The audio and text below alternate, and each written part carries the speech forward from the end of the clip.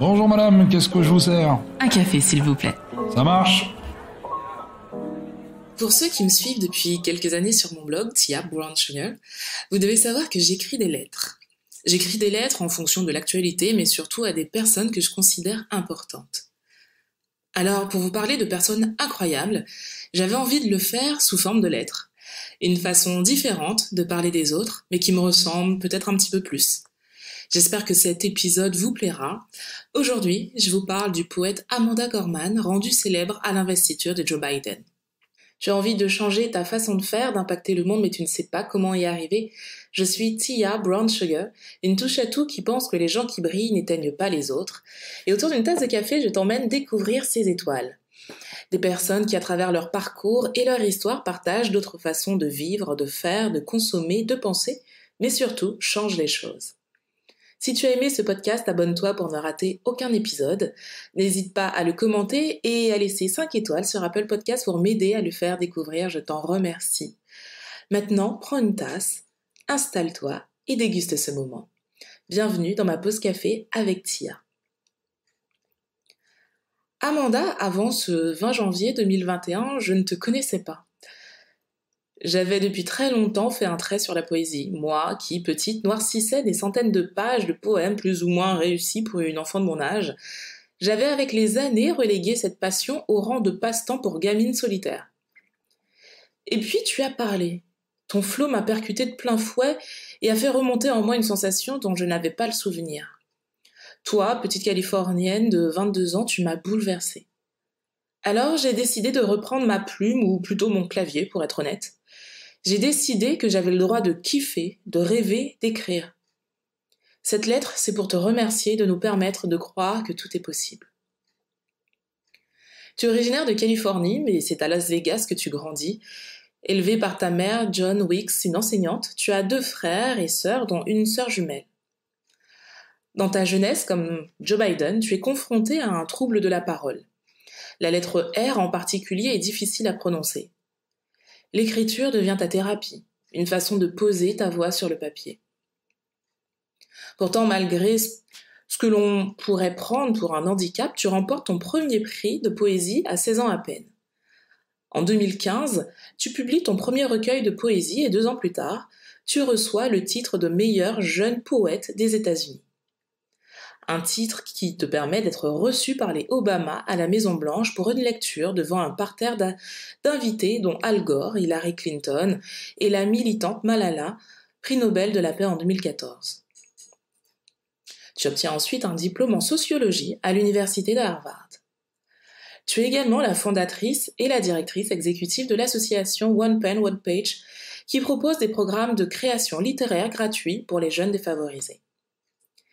Tes textes parlent de racisme, d'oppression, de féminisme, de violence policière, de marginalisation et de la diaspora africaine.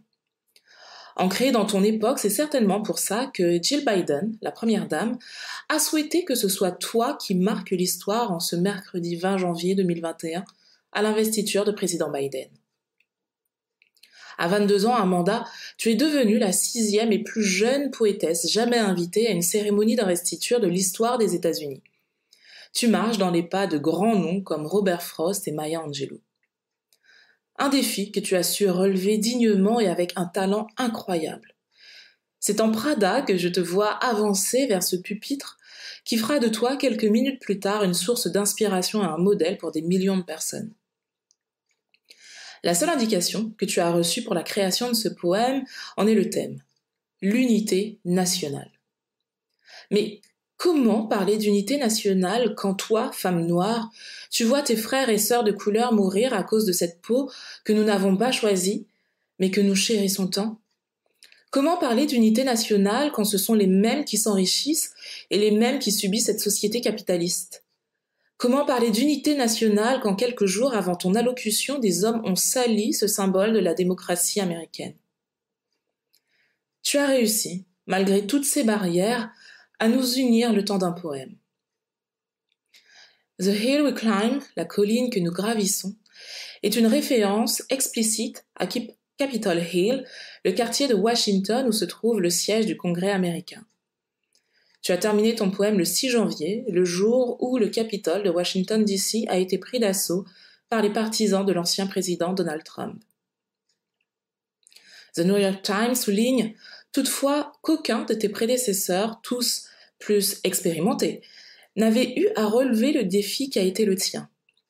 Écrire un poème qui inspire l'espoir et insuffle le sentiment d'un objectif partagé à une époque où les Américains sont aux prises avec une épidémie mortelle, les violences politiques et les divisions partisanes.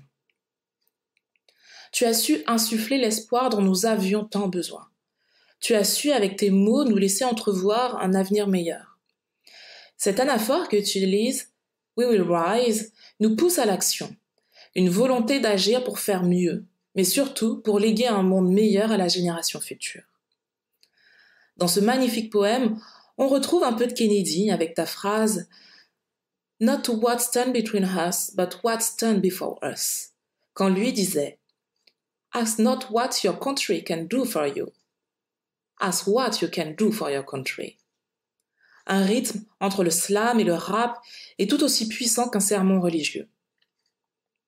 Un texte aux influences religieuses, politiques et poétiques, bien sûr.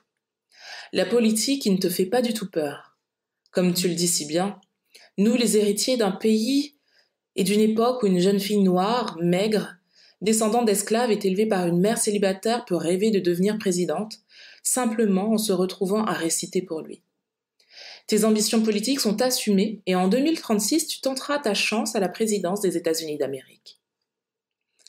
Alors, pour terminer cette lettre, je reprendrai simplement tes mots.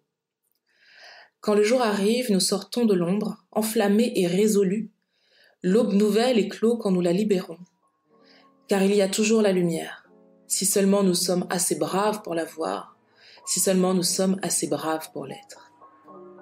Cet épisode se termine, merci de l'avoir écouté. Retrouvez ma pause café avec Tia tous les mercredis sur toutes les plateformes de podcast, sur Instagram et sur YouTube. Je vous embrasse, prenez soin de vous et à la semaine prochaine.